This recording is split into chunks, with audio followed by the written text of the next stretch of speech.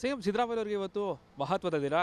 ಮೂಢ ಹಗರಣದ ವಿಚಾರವಾಗಿ ಅವರ ಮೇಲೆ ಬಂದಿರುವಂತಹ ಆರೋಪಕ್ಕೆ ಈ ಒಂದು ಪ್ರಕರಣವನ್ನು ಈಗಾಗಲೇ ಲೋಕಾಯುಕ್ತದಲ್ಲಿ ನಡೀತಾ ಇದೆ. ಈ ಒಂದು ಪ್ರಕರಣವನ್ನು CBIಗೆ ವಹಿಸಬೇಕು ಅಂತೇಳಿ ಈಗಾಗಲೇ ದೂರುದಾರ ಸ್ನೇಹಮಯಿ ಕೃಷ್ಣ ಅವರು ಒಂದು ಅರ್ಜಿಯನ್ನು ಹಾಕೊಂಡಿದ್ದಾರೆ. ಆ ಅರ್ಜಿಯ ತೀರ್ಪು ಬಹುತೇಕ ಇವತ್ತು ಬರುತ್ತೆ ಅನ್ನುವಂತಹ ಮಾತುಗಳು ಕೇಳಿ ಬರ್ತಾ ಇದೆ. ಬಹುತೇಕ ಇವತ್ತು ಧಾರವಾಡದ ವಿಭಾಗೀಯ ಪೀಠದಲ್ಲಿ ನಾಗಪ್ರಸಾದ್ ಅವರು ಒಂದು ಜಡ್ಜ್ಮೆಂಟನ್ನು ಕೊಡುವಂತಹ ಸಾಧ್ಯತೆ ಇದೆ. ಸೊ ಹೀಗಾಗಿ ಇದರ ಬಗ್ಗೆ ಮಾತನಾಡೋದಕ್ಕೆ ಜೊತೆಗೆ ದೂರದಾರಾಗಿರುವಂತಹ ಸ್ನೇಹ ಕೃಷ್ಣ ಅವರ ಮಾತಾಡಿಸ್ತಾ ಹೋಗ್ತೀನಿ. ಸೊ ಭಾಳ ಪ್ರಮುಖವಾಗಿ ಇವತ್ತು CM ಅವ್ರಿಗೂ ಕೂಡ ಮಹತ್ವದ ದಿನ, ನಿಮಗೂ ಕೂಡ ನೀವು ಹೋರಾಟ ಮಾಡ್ತಾ ಇರೋದಕ್ಕೂ ಕೂಡ ನಿಮಗೂ ಕೂಡ ಮಹತ್ವದ ದಿನ. ಸೊ ಏನಾಗ್ಬೋದು ಸರ್ ಇವತ್ತು? ಸರ್, ಈಗಾಗಲೇ ನಾವೇನು ಮಾನ್ಯ ನ್ಯಾಯಾಲಯಕ್ಕೆ ಒಂದು ಮನವಿಯನ್ನು ಮಾಡಿದ್ದೀವಿ, ಅದಕ್ಕೆ ಪೂರಕವಾದ ದಾಖಲಾತಿಗಳನ್ನು ಕೊಟ್ಟಿದ್ದೀವಿ.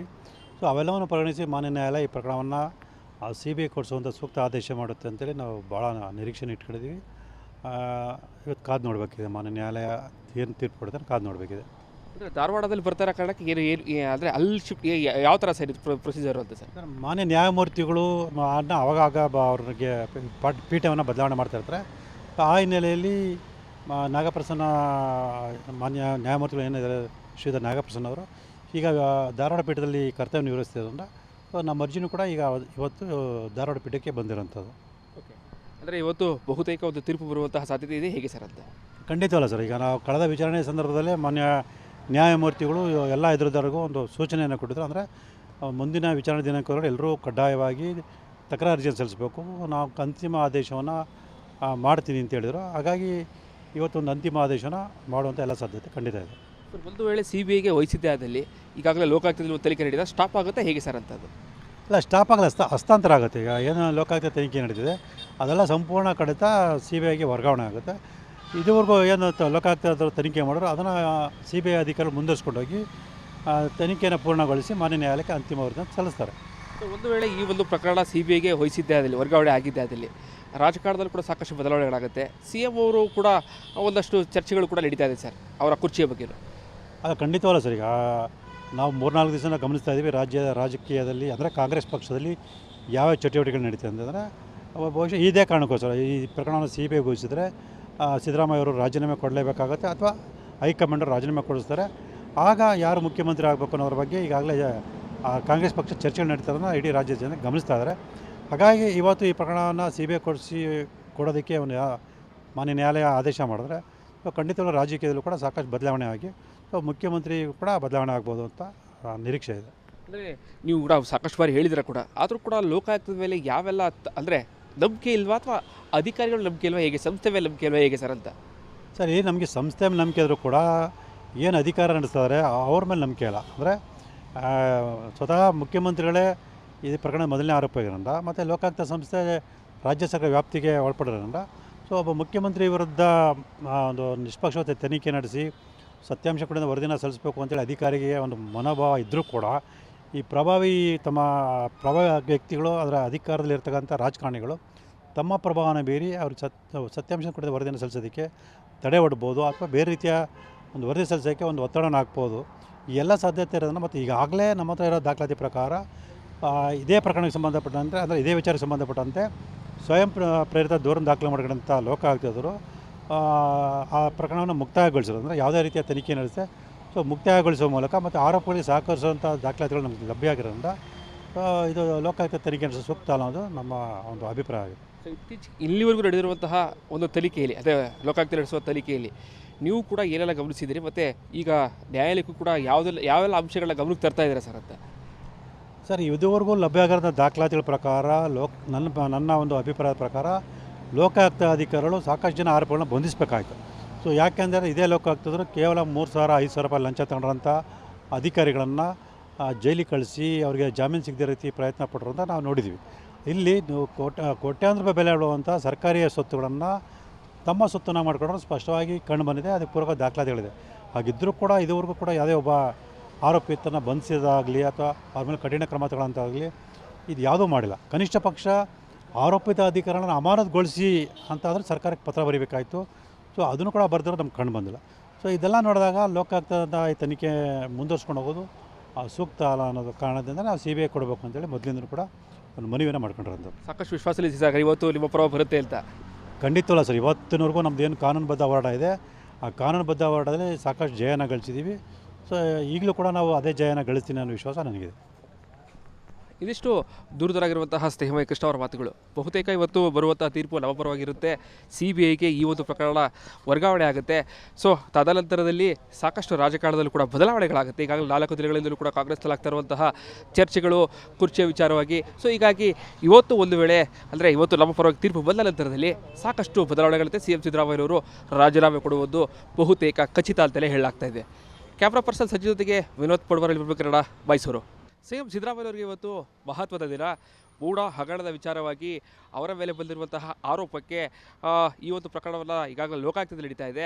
ಈ ಒಂದು ಪ್ರಕರಣವನ್ನು CBIಗೆ ವಹಿಸಬೇಕು ಅಂತೇಳಿ ಈಗಾಗಲೇ ದೂರದಾರ ಸ್ನೇಹಮಯ ಕೃಷ್ಣ ಅವರು ಒಂದು ಅರ್ಜಿಯನ್ನು ಹಾಕೊಂಡಿದ್ದಾರೆ. ಆ ಅರ್ಜಿಯ ತೀರ್ಪು ಬಹುತೇಕ ಇವತ್ತು ಬರುತ್ತೆ ಅನ್ನುವಂತಹ ಮಾತುಗಳು ಕೇಳಿ ಬರ್ತಾ ಇದೆ. ಬಹುತೇಕ ಇವತ್ತು ಧಾರವಾಡದ ವಿಭಾಗೀಯ ಪೀಠದಲ್ಲಿ ನಾಗಪ್ರಸಾದ್ ಅವರು ಒಂದು ಜಡ್ಜ್ಮೆಂಟನ್ನು ಕೊಡುವಂತಹ ಸಾಧ್ಯತೆ ಇದೆ. ಸೊ ಹೀಗಾಗಿ ಇದರ ಬಗ್ಗೆ ಮಾತನಾಡೋದಕ್ಕೆ ಜೊತೆಗೆ ದೂರದಾರಾಗಿರುವಂತಹ ಸ್ನೇಹ ಕೃಷ್ಣ ಅವರನ್ನು ಮಾತಾಡಿಸ್ತಾ ಹೋಗ್ತೀನಿ. ಸೊ ಭಾಳ ಪ್ರಮುಖವಾಗಿ ಇವತ್ತು CM ಅವ್ರಿಗೂ ಕೂಡ ಮಹತ್ವದ ದಿನ. ನಿಮಗೂ ಕೂಡ ನೀವು ಹೋರಾಟ ಮಾಡ್ತಾ ಇರೋದಕ್ಕೂ ಕೂಡ ನಿಮಗೂ ಕೂಡ ಮಹತ್ವದ ದಿನ. ಸೊ ಏನಾಗ್ಬೋದು ಸರ್ ಇವತ್ತು? ಸರ್ ಈಗಾಗಲೇ ನಾವೇನು ಮಾನ್ಯ ನ್ಯಾಯಾಲಯಕ್ಕೆ ಒಂದು ಮನವಿಯನ್ನು ಮಾಡಿದ್ದೀವಿ, ಅದಕ್ಕೆ ಪೂರಕವಾದ ದಾಖಲಾತಿಗಳನ್ನು ಕೊಟ್ಟಿದ್ದೀವಿ. ಸೊ ಅವೆಲ್ಲವನ್ನು ಪರಿಗಣಿಸಿ ಮಾನ್ಯ ನ್ಯಾಯಾಲಯ ಈ ಪ್ರಕರಣವನ್ನು CBI ಕೊಡಿಸುವಂಥ ಸೂಕ್ತ ಆದೇಶ ಮಾಡುತ್ತೆ ಅಂತೇಳಿ ನಾವು ಭಾಳ ನಿರೀಕ್ಷೆನ ಇಟ್ಕೊಂಡಿದ್ದೀವಿ. ಇವತ್ತು ಕಾದು ನೋಡಬೇಕಿದೆ, ಮಾನ್ಯ ನ್ಯಾಯಾಲಯ ಏನು ತೀರ್ಪು ಕೊಡುತ್ತೆ ಕಾದು ನೋಡಬೇಕಿದೆ.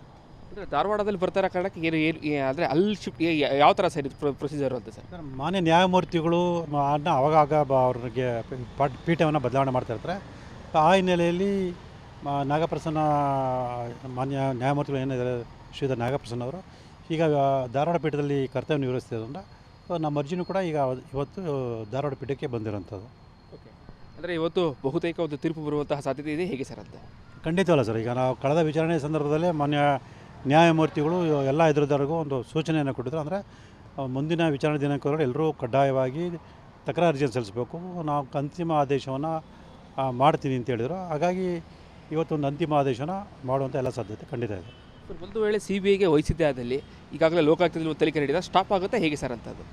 ಇಲ್ಲ, ಸ್ಟಾಪ್ ಆಗಲ್ಲ, ಹಸ್ತಾಂತರ ಆಗುತ್ತೆ. ಈಗ ಏನು ಲೋಕಾಯುಕ್ತ ತನಿಖೆ ನಡೀತಿದೆ ಅದೆಲ್ಲ ಸಂಪೂರ್ಣ ಕಡಿತ CBIಗೆ ವರ್ಗಾವಣೆ ಆಗುತ್ತೆ. ಇದುವರೆಗೂ ಏನು ಲೋಕಾಯುಕ್ತ ತನಿಖೆ ಮಾಡೋರು ಅದನ್ನು CBI ಅಧಿಕಾರಿಗಳು ಮುಂದುವರಿಸ್ಕೊಂಡೋಗಿ ತನಿಖೆಯನ್ನು ಪೂರ್ಣಗೊಳಿಸಿ ಮಾನ್ಯ ನ್ಯಾಯಾಲಯಕ್ಕೆ ಅಂತಿಮ ವರದಿಯನ್ನು ಸಲ್ಲಿಸ್ತಾರೆ. ಒಂದು ವೇಳೆ ಈ ಒಂದು ಪ್ರಕರಣ CBIಗೆ ವಹಿಸಿದ್ದೇ ಆದಲ್ಲಿ ವರ್ಗಾವಣೆ ಆಗಿದ್ದೇ ಆದಲ್ಲಿ ರಾಜಕಾರಣದಲ್ಲಿ ಕೂಡ ಸಾಕಷ್ಟು ಬದಲಾವಣೆಗಳಾಗುತ್ತೆ. CM ಅವರು ಕೂಡ ಒಂದಷ್ಟು ಚರ್ಚೆಗಳು ಕೂಡ ನಡೀತಾ ಇದೆ ಸರ್ ಅವರ ಕುರ್ಚಿಯ ಬಗ್ಗೆ. ಅದು ಖಂಡಿತವಲ್ಲ ಸರ್. ಈಗ ನಾವು 3-4 ದಿವಸ ಗಮನಿಸ್ತಾ ಇದ್ದೀವಿ ರಾಜಕೀಯದಲ್ಲಿ, ಅಂದರೆ ಕಾಂಗ್ರೆಸ್ ಪಕ್ಷದಲ್ಲಿ ಯಾವ ಚಟುವಟಿಕೆಗಳು ನಡೀತದೆ ಅಂತಂದರೆ ಬಹುಶಃ ಇದೇ ಕಾರಣಕ್ಕೋಸ್ಕರ ಈ ಪ್ರಕರಣವನ್ನು CBIಗೆ ವಹಿಸಿದರೆ ಸಿದ್ದರಾಮಯ್ಯ ಅವರು ರಾಜೀನಾಮೆ ಕೊಡಲೇಬೇಕಾಗುತ್ತೆ ಅಥವಾ ಹೈಕಮಾಂಡ್ ರಾಜೀನಾಮೆ ಕೊಡಿಸ್ತಾರೆ. ಆಗ ಯಾರು ಮುಖ್ಯಮಂತ್ರಿ ಆಗಬೇಕು ಅನ್ನೋದ್ರ ಬಗ್ಗೆ ಈಗಾಗಲೇ ಕಾಂಗ್ರೆಸ್ ಪಕ್ಷ ಚರ್ಚೆಗಳು ನಡೀತಾರನ್ನ ಇಡೀ ರಾಜ್ಯದ ಜನ ಗಮನಿಸ್ತಾ ಇದ್ದಾರೆ. ಹಾಗಾಗಿ ಇವತ್ತು ಈ ಪ್ರಕರಣವನ್ನು CBI ಕೊಡೋದಕ್ಕೆ ಒಂದು ಮಾನ್ಯ ನ್ಯಾಯಾಲಯ ಆದೇಶ ಮಾಡಿದ್ರೆ ಖಂಡಿತವಾಗ್ಲೂ ರಾಜಕೀಯದಲ್ಲೂ ಕೂಡ ಸಾಕಷ್ಟು ಬದಲಾವಣೆ ಆಗಿ ಮುಖ್ಯಮಂತ್ರಿ ಕೂಡ ಬದಲಾವಣೆ ಆಗ್ಬೋದು ಅಂತ ನಿರೀಕ್ಷೆ ಇದೆ. ಅಂದರೆ ನೀವು ಕೂಡ ಸಾಕಷ್ಟು ಬಾರಿ ಹೇಳಿದ್ರೆ ಕೂಡ ಆದರೂ ಕೂಡ ಲೋಕಾಯುಕ್ತದ ಮೇಲೆ ಯಾವೆಲ್ಲ ಅಂದರೆ ನಂಬಿಕೆ ಇಲ್ವಾ ಅಥವಾ ಅಧಿಕಾರಿಗಳು ನಂಬಿಕೆ ಇಲ್ವಾ ಹೇಗೆ, ಸಂಸ್ಥೆ ಮೇಲೆ ನಂಬಿಕೆ ಇಲ್ವಾ ಹೇಗೆ ಸರ್ ಅಂತ? ಸರ್ ನಮಗೆ ಸಂಸ್ಥೆ ಮೇಲೆ ನಂಬಿಕೆ ಇದ್ದರೂ ಕೂಡ ಏನು ಅಧಿಕಾರ ನಡೆಸ್ತಾರೆ ಅವ್ರ ಮೇಲೆ ನಂಬಿಕೆ ಇಲ್ಲ. ಅಂದರೆ ಸ್ವತಃ ಮುಖ್ಯಮಂತ್ರಿಗಳೇ ಈ ಪ್ರಕರಣ ಮೊದಲನೇ ಆರೋಪ ಆಗಿರೋದ್ರಿಂದ ಮತ್ತು ಲೋಕಾಯುಕ್ತ ಸಂಸ್ಥೆ ರಾಜ್ಯ ಸರ್ಕಾರ ವ್ಯಾಪ್ತಿಗೆ ಒಳಪಡಿರೋದ್ರಿಂದ ಸೊ ಒಬ್ಬ ಮುಖ್ಯಮಂತ್ರಿ ವಿರುದ್ಧ ಒಂದು ನಿಷ್ಪಕ್ಷಪಾತ ತನಿಖೆ ನಡೆಸಿ ಸತ್ಯಾಂಶ ಕೂಡ ವರದಿನ ಸಲ್ಲಿಸಬೇಕು ಅಂತೇಳಿ ಅಧಿಕಾರಿಗೆ ಒಂದು ಮನೋಭಾವ ಇದ್ದರೂ ಕೂಡ ಈ ಪ್ರಭಾವಿ ವ್ಯಕ್ತಿಗಳು ಅದರ ಅಧಿಕಾರದಲ್ಲಿರ್ತಕ್ಕಂಥ ರಾಜಕಾರಣಿಗಳು ತಮ್ಮ ಪ್ರಭಾವನ ಬೀರಿ ಅವ್ರಿಗೆ ಸತ್ಯಾಂಶ ಕೂಡ ವರದಿನ ಸಲ್ಲಿಸೋದಕ್ಕೆ ತಡೆ ಒಡ್ಬೋದು ಅಥವಾ ಬೇರೆ ರೀತಿಯ ಒಂದು ವರದಿ ಸಲ್ಲಿಸೋಕ್ಕೆ ಒಂದು ಒತ್ತಡನ ಹಾಕ್ಬೋದು. ಈ ಎಲ್ಲ ಸಾಧ್ಯತೆ ಇರೋದನ್ನು ಮತ್ತು ಈಗಾಗಲೇ ನಮ್ಮ ಹತ್ರ ಇರೋ ದಾಖಲಾತಿ ಪ್ರಕಾರ ಇದೇ ಪ್ರಕರಣಕ್ಕೆ ಸಂಬಂಧಪಟ್ಟಂತೆ ಅಂದರೆ ಇದೇ ವಿಚಾರಕ್ಕೆ ಸಂಬಂಧಪಟ್ಟಂತೆ ಸ್ವಯಂ ಪ್ರೇರಿತ ದೂರನ್ನು ದಾಖಲೆ ಮಾಡಿಕೊಂಡಂಥ ಲೋಕಾಯುಕ್ತರು ಆ ಪ್ರಕರಣವನ್ನು ಮುಕ್ತಾಯಗೊಳಿಸೋದು, ಅಂದರೆ ಯಾವುದೇ ರೀತಿಯ ತನಿಖೆ ನಡೆಸುತ್ತೆ ಸೊ ಮುಕ್ತಾಯಗೊಳಿಸುವ ಮೂಲಕ ಮತ್ತು ಆರೋಪಗಳಿಗೆ ಸಹಕರಿಸುವಂಥ ದಾಖಲಾತಿಗಳು ನಮಗೆ ಲಭ್ಯ ಆಗಿರೋದ್ರಿಂದ ಇದು ಲೋಕಾಯುಕ್ತ ತನಿಖೆ ನಡೆಸೋ ಸೂಕ್ತ ಅನ್ನೋದು ನಮ್ಮ ಒಂದು ಅಭಿಪ್ರಾಯ ಆಗಿದೆ. ಸೊ ಇತ್ತೀಚೆಗೆ ಇಲ್ಲಿವರೆಗೂ ನಡೆದಿರುವಂತಹ ಒಂದು ತನಿಖೆಯಲ್ಲಿ ಅದೇ ಲೋಕಾಯುಕ್ತ ನಡೆಸುವ ತನಿಖೆಯಲ್ಲಿ ನೀವು ಕೂಡ ಏನೆಲ್ಲ ಗಮನಿಸಿದ್ದೀರಿ ಮತ್ತು ಈಗ ನ್ಯಾಯಾಲಯಕ್ಕೂ ಕೂಡ ಯಾವೆಲ್ಲ ಅಂಶಗಳನ್ನ ಗಮನಕ್ಕೆ ತರ್ತಾ ಇದ್ದೀರಾ ಸರ್ ಅಂತ? ಸರ್ ಇದುವರೆಗೂ ಲಭ್ಯ ಆಗಿರೋ ದಾಖಲಾತಿಗಳ ಪ್ರಕಾರ ನನ್ನ ಒಂದು ಅಭಿಪ್ರಾಯದ ಪ್ರಕಾರ ಲೋಕಾಯುಕ್ತ ಅಧಿಕಾರಿಗಳು ಸಾಕಷ್ಟು ಜನ ಆರೋಪಗಳನ್ನ ಬಂಧಿಸಬೇಕಾಯ್ತು. ಸೊ ಯಾಕೆಂದರೆ ಇದೇ ಲೋಕಾಯುಕ್ತರು ಕೇವಲ 3,000-5,000 ರೂಪಾಯಿ ಲಂಚ ತಗೊಂಡ್ರಂಥ ಅಧಿಕಾರಿಗಳನ್ನು ಜೈಲಿಗೆ ಕಳಿಸಿ ಅವರಿಗೆ ಜಾಮೀನು ಸಿಗದೇ ರೀತಿ ಪ್ರಯತ್ನ ಪಟ್ಟರು ಅಂತ ನಾವು ನೋಡಿದ್ದೀವಿ. ಇಲ್ಲಿ ಕೋಟ್ಯಾಂತರ ರೂಪಾಯಿ ಬೆಲೆ ಇಡುವಂಥ ಸರ್ಕಾರಿ ಸ್ವತ್ತುಗಳನ್ನು ತಮ್ಮ ಸ್ವತ್ತನ್ನು ಮಾಡಿಕೊಂಡ್ರೆ ಸ್ಪಷ್ಟವಾಗಿ ಕಂಡು ಬಂದಿದೆ. ಅದಕ್ಕೆ ಪೂರಕ ದಾಖಲಾತಿಗಳಿದೆ. ಹಾಗಿದ್ದರೂ ಕೂಡ ಇದುವರೆಗೂ ಕೂಡ ಯಾವುದೇ ಒಬ್ಬ ಆರೋಪಿತನ ಬಂಧಿಸಿದಾಗಲಿ ಅಥವಾ ಅವ್ರ ಮೇಲೆ ಕಠಿಣ ಕ್ರಮ ತಗೊಳ್ಳೋಂತಾಗಲಿ ಇದು ಯಾವುದೂ ಮಾಡಿಲ್ಲ. ಕನಿಷ್ಠ ಪಕ್ಷ ಆರೋಪಿತ ಅಧಿಕಾರಿಗಳನ್ನ ಅಮಾನತುಗೊಳಿಸಿ ಅಂತಾದರೆ ಸರ್ಕಾರಕ್ಕೆ ಪತ್ರ ಬರೀಬೇಕಾಯಿತು. ಸೊ ಅದನ್ನು ಕೂಡ ಬರೆದಿರೋ ನಮ್ಗೆ ಕಂಡು ಬಂದಿಲ್ಲ. ಸೊ ಇದೆಲ್ಲ ನೋಡಿದಾಗ ಲೋಕಾಯುಕ್ತದ ಈ ತನಿಖೆ ಮುಂದುವರ್ಸ್ಕೊಂಡು ಹೋಗೋದು ಸೂಕ್ತ ಅಲ್ಲ ಅನ್ನೋದು ಕಾರಣದಿಂದ ನಾವು CBI ಕೊಡಬೇಕು ಅಂತೇಳಿ ಮೊದಲಿಂದಲೂ ಕೂಡ ಒಂದು ಮನವಿಯನ್ನು ಮಾಡ್ಕೊಂಡಿರೋದು. ಸಾಕಷ್ಟು ವಿಶ್ವಾಸದಲ್ಲಿ ಸರ್ ಇವತ್ತು ನಿಮ್ಮ ಪರ ಬರುತ್ತೆ ಅಂತ.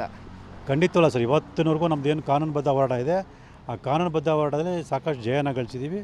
ಸೊ ಈಗಲೂ ಕೂಡ ನಾವು ಅದೇ ಜಯನ ಗಳಿಸ್ತೀನಿ ಅನ್ನೋ ವಿಶ್ವಾಸ ನನಗಿದೆ. ಇದಿಷ್ಟು ದೂರದರಾಗಿರುವಂತಹ ಸ್ನೇಹಮಯ ಕೃಷ್ಣ ಅವರ ಮಾತುಗಳು. ಬಹುತೇಕ ಇವತ್ತು ಬರುವಂತಹ ತೀರ್ಪು ನಮ್ಮ ಪರವಾಗಿರುತ್ತೆ.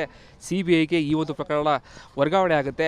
ಸೊ ತದನಂತರದಲ್ಲಿ ಸಾಕಷ್ಟು ರಾಜಕಾರಣದಲ್ಲೂ ಕೂಡ ಬದಲಾವಣೆಗಳಾಗುತ್ತೆ. ಈಗಾಗಲೇ 4 ದಿನಗಳಿಂದಲೂ ಕೂಡ ಕಾಂಗ್ರೆಸ್ನಲ್ಲಿ ಆಗ್ತಾ ಇರುವಂತಹ ಚರ್ಚೆಗಳು ಕುರ್ಚಿಯ ವಿಚಾರವಾಗಿ. ಸೊ ಹೀಗಾಗಿ ಇವತ್ತು ಒಂದು ವೇಳೆ ಅಂದರೆ ಇವತ್ತು ನಮ್ಮ ಪರವಾಗಿ ತೀರ್ಪು ಬಂದ ನಂತರದಲ್ಲಿ ಸಾಕಷ್ಟು ಬದಲಾವಣೆಗಳಂತೆ CM ಸಿದ್ದರಾಮಯ್ಯನವರು ರಾಜೀನಾಮೆ ಕೊಡುವುದು ಬಹುತೇಕ ಖಚಿತ ಅಂತಲೇ ಹೇಳಲಾಗ್ತಾ ಇದೆ. ಕ್ಯಾಮ್ರಾ ಪರ್ಸನ್ ಸಜ್ಜಿ ಜೊತೆಗೆ ವಿನೋದ್ ಪಡ್ವರ್, ಕನ್ನಡ, ಮೈಸೂರು.